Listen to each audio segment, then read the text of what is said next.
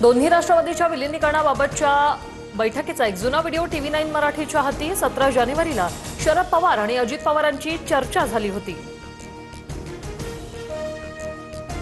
दोन्ही राष्ट्रवादीच्या विलीनीकरणाबाबत 4 महिन्यांपासून चर्चा, 12 फेब्रुवारीला घोषणा होणार होती। शरद पवारांचा गौप्यस्फोट, एकत्र येण्याची दादांची इच्छा ती पूर्ण व्हावी ही आमची इच्छा, पवारांचं भाष्य। सुनेत्रा पवारांच्या उपमुख्यमंत्री पदाबाबत शरद पवार अनभिज्ञ, शपथविधीबाबत मला माहिती नाही, तो त्यांच्या पक्षाचा अंतर्गत निर्णय, शरद पवारांचं वक्तव्य।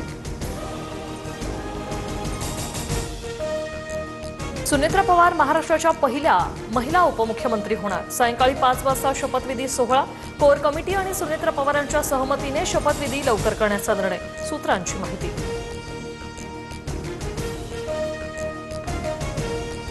अजित पवारांच्या जागी उपमुख्यमंत्री पदाचा निर्णय राष्ट्रवादीला करायचा आहे। भाजप म्हणून राष्ट्रवादीच्या निर्णयाला पाठिंबा, मुख्यमंत्र्यांकडून भूमिका स्पष्ट।